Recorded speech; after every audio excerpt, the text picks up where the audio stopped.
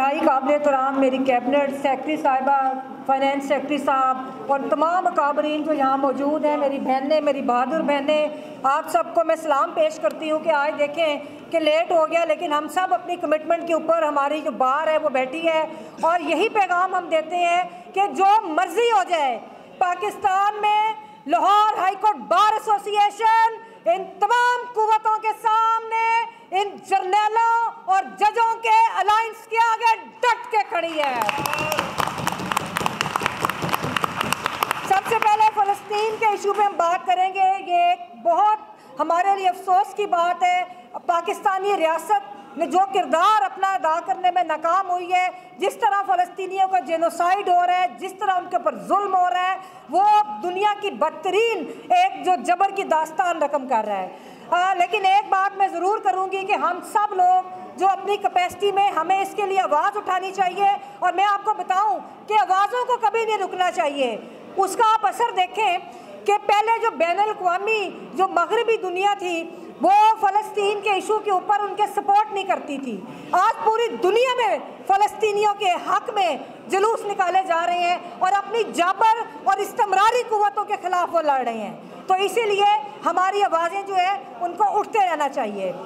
दूसरी बात, पहाड़ साहब बाहर तो आ गए हैं लेकिन हमारे सवालात उधर ही मौजूद हैं जो अभी मेरे भाइयों ने किए कि ये कैसे मुमकिन है। ये ज़रा प्लीज़ इधर मेहरबानी फरमाइएगा, मेहरबानी जी आपकी, कि पहाड़ साहब का बुनियादी और जमहूरी हक था कि वो अपने उधर जलसा करते। उनकी वाबस्तगी पीटीआई से है, ये उनका आर्टिकल 17 के तहत उनका बुनियादी हक है और उन्होंने जलसा किया। और जब उन्होंने अपने घर में कॉर्नर मीटिंग की तो उसकी पादाश में उनकी पूरी फैमिली को उठा लिया गया। मैं उनकी सबसे पहले, अपनी बार से भी पहले, मैं उनकी बेटी को खराज तहसीन पेश करती हूँ कि जैसे वो अपने वालिद साहब के साथ खड़ी रही। इसी तनाजुर में मैं जुडिशरी के जो कमज़ोर किरदार है, मैं ये कहती हूँ कि जब जुडिशरी पर बुरा वक्त आया, जब ताले आज़माओं ने जुडिशरी पर हमला किया तो वकला खड़े रहे, लेकिन जब भी हमारे वकला साहिबान को मसला आया तो उसकी बुनियादों में, उसकी जड़ों में ये जुडिशरी थी। आप राना आसिफ साहब का मामला देख लें। आज हमारी बहनों को, ये मेरी बहन शाजिया खड़ी हैं, इनको उठाया गया, इनको इस वजह से कि इनकी पॉलिटिकल एफिलिएशन है। शर्म आनी चाहिए जुडिशरी को भी। और इसके बाद मैं इसी फोरम से ये ऐलान करती हूँ अपने कैबिनेट के बिहाफ पे कि जिस वकील की जिस भी पार्टी के साथ कोई एफिलिएशन है, बार उसको हर मुश्किल वक्त में सपोर्ट करेगी।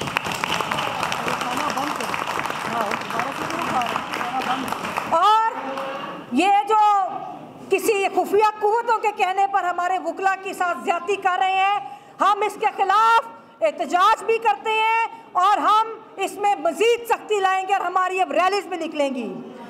बाकी जहाँ तक इस जबर और घुटन की फिजा की बात है तो मैं इस जर्नैलों को कहती हूँ, मैं आर्मी चीफ से कहती हूँ कि तुम लोग इस जबर को, रियासती जबर को इस्तेमाल करके वकला के ऊपर और निहत्ते शहरियों के ऊपर तुम समझते हो कि तुम बड़े कामयाब हो।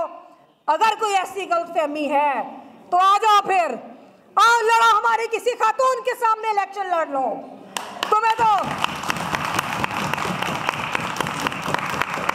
तुम्हें तो वैसे भी किसी ने नहीं पूछना, ना कोई इतराज लगना है, कागज भी पास हो जाएंगे, सब तुम्हारे सिस्टम तुम्हारे साथ है। लेकिन आप पब्लिक के अंदर, और मैं तुम्हें चैलेंज करती हूँ कि चाहे आ जाए आर्मी चीफ, करे किसी वकील से मुकाबला, लड़ो इलेक्शन, तुम्हें पता चलेगा कि तुम कितने पानी में हो।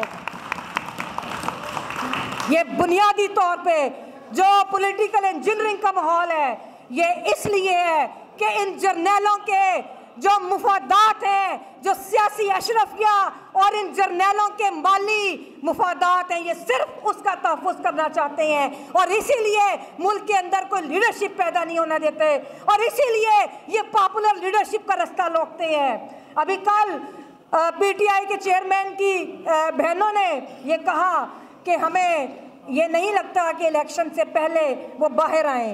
तो जब हकूक़ की बात आती है तो ये अदलिया की जिम्मेदारी है कि वो लेवल प्लेइंग फील्ड तमाम सियासी जमातों को दे, तमाम सियासी वर्कर्स को दे। और जो हमारी बहनें दहशतगर्दी के इल्ज़ाम में जेलों में बैठी हैं, उस पर तो मैं कहती हूँ कि जुडिशरी को वैसे ही, मेरा ख्याल है कि इनको वैसे इस्तीफे दे के घरों में चले जाना चाहिए।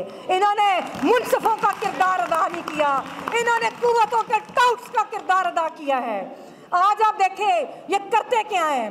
चीफ जस्टिस पाकिस्तान को हमने बारहा कहा कि आप ये नोटिस लें कि किस तरह अब्यूज़ ऑफ पावर हो रही है, किस तरह abuse of process of law हो रहा है कि आप एक केस में ज़मानत होती है, उनको दूसरे केस में उठाते हैं, फिर दूसरे जब केसेस ख़त्म हो गए, ये जो नामालूम FIR वाले ये एक वतीरा बना हुआ है, इसको तब्दील करना चाहिए जुडिशरी को। और नामालूम FIR में हमारी बहनों के नाम, उसके बाद बच्चों के नाम, सियासी वर्कर्स के नाम, उन शहरियों के नाम जो गरीब उधर चिप्स बेचने गए थे, वो 6-6 माह से जेलों में पड़े हैं। फिर उसके बाद क्या होता है, जब उधर से आ जाते हैं तो फिर ये MPO में पकड़ लेती हैं। इससे ज़्यादा क्या लॉ का ये इसका मजाक उड़ाएंगे। और उसके बाद जो अदलिया कर रही है कि नीचे बेल्स लगती हैं, उसका रिकॉर्ड हाई कोर्ट में ले आते हैं, हाई कोर्ट में केस 10-10 फिक्स कर देते हैं 2-3 बेंचेस में, और उसके बाद यहाँ पे केसेस एडजर्न हो जाते हैं, वहाँ पे बेलें नहीं सुनी जाती गरीब लोगों की, इस वजह से कि उनका रिकॉर्ड गायब है। फिर कभी आपका प्रोसिक्यूटर छुट्टी पे चला जाता है, जो स्पेशल प्रोसिक्यूटर है। ये क्या निज़ाम है? ये अदलिया सहूलतकार बनी हुई है। गरीब और मासूम शहरियों की, सियासी वर्कर्स की आप जमानतों के ऊपर फैसला नहीं कर सकते। आप कारकर्दगी के लिहाज से दुनिया के आखिरी नंबर्स पे हैं, और अपने पार्क्स एंड प्रिविलेजेस के लिहाज से आप दूसरे-तीसरे नंबर पे हैं। तो मैं चीफ जस्टिस साहब से ये दरख्वास्त करूंगी, चीफ जस्टिस पाकिस्तान से, जो इस वक्त एक बड़े निज़ाम की बात कर रहे हैं, जो साबक एक धरने के पीछे जो एजेंसियां थी बहुत अच्छा वो करें, लेकिन जो आज के डिक्टेटर है उसका रास्ता किसने रोकना है? तो मैं चीफ साहब से कहूँगी कि आप इसी चीज़ पर सुओ मोटो ले लें। आप सुओ मोटो लें कि ये क्या हो रहा है, किस तरह अब्यूज़ ऑफ प्रोसेस हो रहा है। और आखिर में मेरे वकला साहिबान के साथ अगर अब इन्होंने इस तरह किया तो हम लोगों को चीफ की अदालत के बाहर प्रोटेस्ट करना पड़ा, हम वो करेंगे। हमें इस्लामाबाद जाना पड़ा, हम इस्लामाबाद जाएंगे। लेकिन किसी वकील जो किसी भी सियासी जमात से है, उसके हकूक का तहफ़्फ़ुज़ ना किया गया तो फिर इनको मुंह छुपाने की जगह नहीं मिलेगी। और इसी सिलसिले में एक बात मुझे आखिर में याद आई कि कल स्टूडेंट मार्च है, स्टूडेंट यूनियंस को सपोर्ट करते हैं। जो स्टूडेंट यूनियंस हैं इनको आमरों ने रोका, अयूब खान ने, ज़ियाउल हक ने। हम उन सॉलिडारिटी मार्च को मुकम्मल तौर पे सपोर्ट करते हैं और हम ये कहते हैं कि पाकिस्तान के अंदर स्टूडेंट यूनियंस जो है उनका वापस रिवाइव होना चाहिए। और आखिर में और जो हमारे नौजवानों को तो मैं कहूँगी कि देखें, हमारे जो नौजवान नस्ल को इन्होंने डीपोलिटिसाइज किया। ये अयूब शुरू हुआ था और आज ये आपको जो रियासत के अंदर ये मशीनें नज़र आ रही हैं, इन्होंने हमें मशीनें बना दी है, इन्होंने हमारे बच्चों को मशीनें बना दी है कि जो भी ये जबर करते हैं, जो भी ये जुल्म करते हैं, ये कौम मशीनों की तरह इनके मुफादात का तहफ़्फ़ुज़ करे। तो मैं कहूँगी कि आप मुख्तलिफ तहरीकों को ज्वाइन करें। इसी तरह कल स्टूडेंट मार्च की सॉलिडारिटी है, उसमें भी अपना किरदार अदा करें वकला की तरफ से। तो मेरे नौजवान जो बच्चे हैं हमारे बाद आए हैं, वो एक डीपोलिटिसाइज माहौल में हैं, तो उनको मैं यही दरख्वास्त करूँगी कि आप पॉलिटिकल पार्टिसिपेशन करें। चाहे आप कम्युनिस्ट हैं, चाहे आप सोशलिस्ट हैं, चाहे आप सुर्खे हैं या किसी मजहबी जमात से, ये आपका हक है और आप इस हक को इस्तेमाल करें।